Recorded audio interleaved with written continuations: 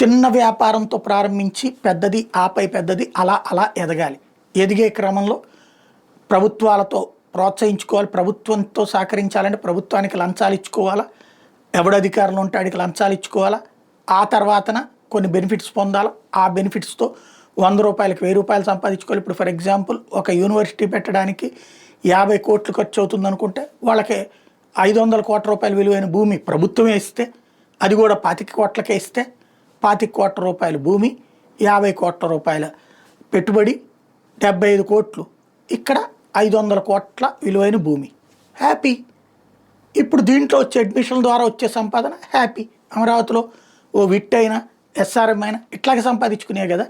ఇలాగ పలుకుబడులతో పెట్టుబడుల పేర్లతో రూపాయలు సంపాదించుకుని 100 కోట్లు అయ్యాక ఇక్కడ ఈ రాజకీయ నాయకులకి అట్లా డబ్బులు సంపాదించుకున్న వాళ్ళని ఏదో విధంగా కొంత పెండాలనుకుంటారు కదా. వాళ్ళకి మామూలు చందాలో లేకపోతే టికెట్లకి సినిమా ఏది రాజకీయాల్లో టికెట్లు ఇస్తామన్నా కాదు అంటే వీళ్ళ ఆస్తులకి ఏదో ఒకటి ఇబ్బంది పెట్టడం చేస్తుంటారు కదా.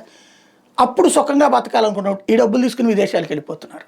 అక్కడ డబ్బులు ఉన్నటువంటి వాళ్ళకి రెడ్ కార్పెట్ పరుస్తారు. ఈ డబ్బులు డిపాజిట్ చేసుకుని హ్యాపీగా బతికేయచ్చు. అక్కడ చిన్న చిన్న వ్యాపారాల్లో పెట్టుబడి పెట్టా ప్రశాంతంగా వెళ్ళిపోవచ్చు. ఇట్లాంటి రూట్లో 3500 మంది ఇండియన్ మిలీనియర్స్ 2025లో దేశం విడిచి వెళ్ళిపోతున్నారు అన్నటువంటిది హెన్లే మైగ్రేషన్ రిపోర్ట్ చెప్తున్న లెక్క.